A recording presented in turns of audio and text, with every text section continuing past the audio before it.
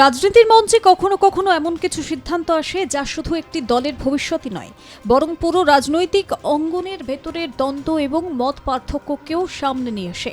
বাংলাদেশেও সাম্প্রতিক সময়ে ঠিক এমনই একটি ঘটনা নতুন করে আলোচনায় এসেছে। দীর্ঘদিন ক্ষমতায় থাকা শেখ হাসিনা সরকারের পতনের পর বাংলাদেশের রাজনীতিতে বড় ধরনের পরিবর্তন ঘটে। সেই অস্থির সময়ে পরিস্থিতি সামাল দিতে মোহাম্মদ ইউনূসের নেতৃত্বে একটি অন্তর্বর্তী সরকার গঠিত হয়। এই বছর ফেব্রুয়ারিতে নতুন সরকার গঠন করেন তারেক রহমান।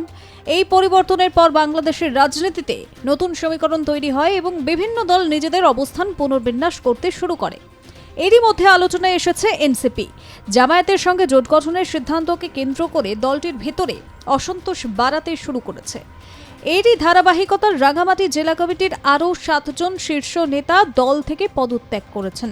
5ই মার্চ সোশ্যাল মিডিয়ায় তাদের পদত্যাগপত্র ছড়িয়ে পড়তে বিষয়টি প্রকাশ্যে আসে এবং রাজনৈতিক মহলে আলোচনা শুরু হয়।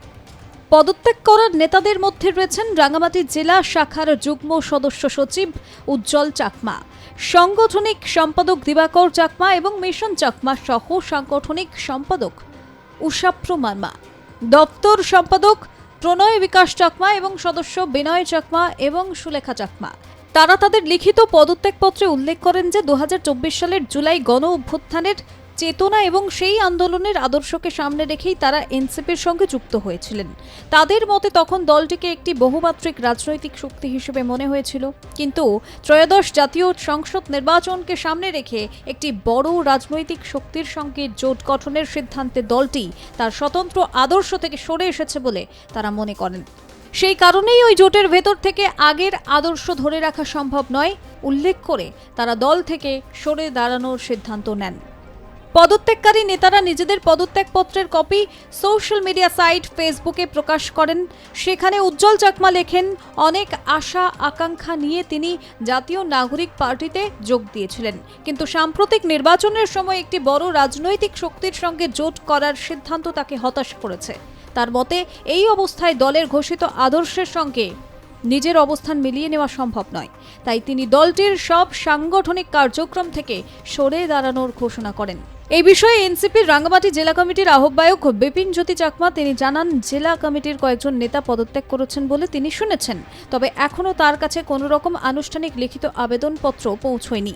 বিষয়টি সাংগঠনিকভাবে খতিয়ে দেখা হবে বলেও তিনি জানিয়েছেন। গত 12ই ফেব্রুয়ারি অনুষ্ঠিত ত্রয়োদশ জাতীয় সংসদ নির্বাচনে জামায়াতের নেতৃত্বাধীন 10 দলীয় জোটের অংশ হিসেবে নির্বাচন করে এনসিপি।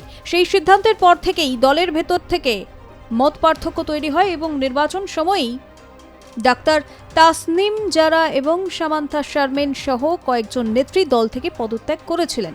সর্বশেষ রাঙামাটিতে 7 জন নেতার একযোগে পদত্যাগের ঘটনায় স্পষ্ট হয়েছে যে জোট রাজনীতির এই সিদ্ধান্ত এনসিপির ভেতরে এখনও বিতর্কের বিষয় হয়ে রয়েছে। বাংলাদেশে জামায়াতের সঙ্গে জোট গঠনের সিদ্ধান্তে এনসিপির ভেতরে যে মতবিরোধ তৈরি হয়েছে, রাঙামাটির 7 নেতার পদত্যাগ তারই একটি স্পষ্ট প্রতিফলন। ভবিষ্যতে এই সিদ্ধান্ত দলটির সংগঠন এবং রাজনীতিতে কি প্রভাব ফেলবে সেটাই এখন দেখার। তাই এখন রাজনৈতিক মহলে একটাই আলোচনার বিষয়, জামায়াতের সঙ্গে জোট করায় এনসিপি ছেড়ে দিলেন আরও 7 নেতা। ব্যুরো রিপোর্ট, আর+ নিউজ। রাজনীতির ইতিহাসে এমন অনেক সময় আসে যখন কিছু ঘটনা শুধু একটি সময়ের উত্তেজনাকেই নয়, বরং ভবিষ্যতের রাজনীতিকেও প্রভাবিত করে। বাংলাদেশের সাম্প্রতিক রাজনৈতিক উত্তেজনা, আন্দোলন এবং সহিংসতার ঘটনাগুলো ঠিক তেমনই এক সময়ের সাক্ষী হয়ে উঠেছে। বিশেষ করে আইন শৃঙ্খলা বাহিনীর ওপর হামলা ও পুলিশের মৃত্যুর অভিযোগ ঘিরে যে বিতর্ক তৈরি হয়েছে তা এখন রাজনীতির আলোচনায় অন্যতম বড় বিষয়। অনেকেই মনে করছেন যে এসব ঘটনার সঠিক তদন্ত এবং বিচার হওয়া শুধুমাত্র একটি আইনি প্রক্রিয়া নয়, বরং রাষ্ট্রের ন্যায় বিচার প্রতিষ্ঠার জন্য অত্যন্তই গুরুত্বপূর্ণ। সাম্প্রতিক বছরগুলোতে বাংলাদেশের বিভিন্ন আন্দোলন এবং সংঘর্ষের সময় বেশ কয়েকটি সহিংস ঘটনার অভিযোগ সামনে এসেছে। সেই সমস্ত ঘটনায় পুলিশের মৃত্যুর বিষয়টিও আলোচনায় এসেছে। রাজনৈতিক বিশ্লেষকদের মতে এমন কোনো ঘটনা যদি সত্যি ঘটে থাকে তাহলে সেটির নিরপেক্ষ তদন্ত হওয়া উচিত এবং দোষীদের আইনের আওতায় আনা প্রয়োজন। কারণ আইন শৃঙ্খলা বাহিনীর ওপর আক্রমণ একটি রাষ্ট্রের স্থিতিশীলতার জন্য বড় হুমকি হিসেবে বিবেচিত হয়। তবে একই সঙ্গে এটাও সত্য যে এসব ঘটনাকে ঘিরে রাজনৈতিক বক্তব্য এবং পাল্টা বক্তব্যের কারণে আসল সত্যি অনেক সময় বিতর্কের আড়ালে চাপা পড়ে যায়। জুলাই এবং আগস্ট মাসে সংগঠিত আন্দোলন এবং সেই সময়কার উত্তপ্ত পরিস্থিতি নিয়ে নানান প্রশ্ন উঠেছে। অনেকে এটিকে একটি বড় ছাত্র আন্দোলনের অংশ হিসেবে দেখেন, আবার অন্য একটি অংশের মতে সেই আন্দোলনের মধ্যে সহিংসতা ঢুকে পড়েছিল এবং কিছু গোষ্ঠী পরিস্থিতিকে আরো উত্তপ্ত করে তুলেছিল। আর এই আন্দোলনের সময় আহত বা নিহত হওয়া মানুষদের বিষয়টিও এখন নতুন করে আলোচনায় এসেছে। তাদের পরিবারগুলো অনেকেই এখনো ন্যায় বিচারের অপেক্ষায় রয়েছে বলে বিভিন্ন মহল থেকে কিন্তু দাবি করা হচ্ছে। ফলে ঘটনাগুলোর পূর্ণাঙ্গ তদন্তের দাবি ক্রমেই জোরালো হচ্ছে। বাংলাদেশের রাজনৈতিক ক্ষমতার পরিবর্তনের সঙ্গে অতীতের নানান ঘটনার বিচার বা পুনরায় তদন্ত শুরু হওয়ার নজির রয়েছে। তাই অনেকেই মনে করছেন যে ভবিষ্যতেও হয়তো রাজনৈতিক পরিবর্তনের প্রেক্ষাপটে এই সমস্ত ঘটনাগুলোই নতুন করে সামনে আসতে পারে। বাংলাদেশে এখন নতুন সরকার, বিএনপি। রাজনীতির ময়দানে প্রতিটি বড় আন্দোলন বা সংঘর্ষের পেছনে কে কি ভূমিকা নিয়েছিল তা নিয়ে প্রশ্ন থেকেই যাচ্ছে এবং সময়ের সঙ্গে সঙ্গে সেই প্রশ্নের উত্তর খোঁজারও চেষ্টা কিন্তু চলছে। এই প্রেক্ষাপটে ছাত্র নেতাদের ভূমিকা নিয়েও নানান আলোচনা চলছে। বিশেষ করে নাহিদ হাসনাত এবং সার্জিস এই কয়েকজনের নাম রাজনৈতিক বিতর্কে বারবার উঠে এসেছে। আন্দোলনের সময় তাদের বক্তব্য, কর্মকাণ্ড এবং পরবর্তী রাজনৈতিক অবস্থান নিয়ে বিভিন্ন মহলে ভিন্ন ভিন্ন মতামত দেখা যাচ্ছে। কেউ তাদের আন্দোলনের মুখ হিসেবে দেখছেন, আবার কেউ কেউ তাদের ভূমিকা নিয়েও প্রশ্ন তুলছেন। তবে এখনো পর্যন্ত এসব বিষয় চূড়ান্ত কোনো মূল্যায়ন আইনি তদন্তের মাধ্যমে স্পষ্ট হয়নি। আন্দোলনের সময় সংঘটিত সহিংসতা, আহত এবং নিহত মানুষদের ঘটা এইসব বিষয় নিয়ে এখনো অনেক প্রশ্নই রয়ে গেছে। অনেক পরিবার এখনো ন্যায় বিচারের প্রত্যাশায় আছে বলে বিভিন্ন মহলে আলোচনা চলছে। সাম্প্রতিক সময় আরেকটি বড় রাজনৈতিক ইস্যু হয়ে উঠেছে রাষ্ট্রপতিকে অপসারণের দাবি।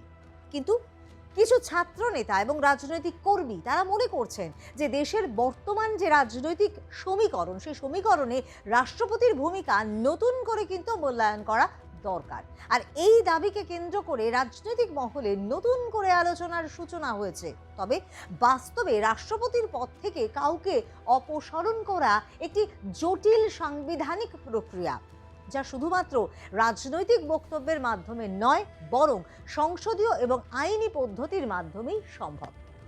বিএনপি সরকারের সময় যদি পুলিশের ওপর হামলা বা মৃত্যুর ঘটনাগুলোর বিচার প্রক্রিয়া এগিয়ে যায়, তাহলে এই সব বিষয় নিয়ে তাদের ওপর আইনি চাপ বাড়তে পারে।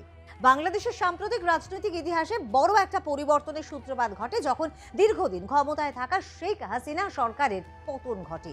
আর সেই রাজনৈতিক অস্থিরতার পর অন্তর্বর্তী সরকার গঠন হয় মোহাম্মদ ইউনূসের নেতৃত্বে। আর এই বছর ফেব্রুয়ারিতেই নতুন নির্বাচন অনুষ্ঠিত হয়। আর সেই নির্বাচনের পর সরকার গঠন করে বিএনপি। আর এই নতুন রাজনৈতিক বাস্তবতায় অতীতের আন্দোলন, সহিংসতা এবং বিতর্কিত ঘটনাগুলি আবারও আলোচনায় কিন্তু ফিরে এসেছে।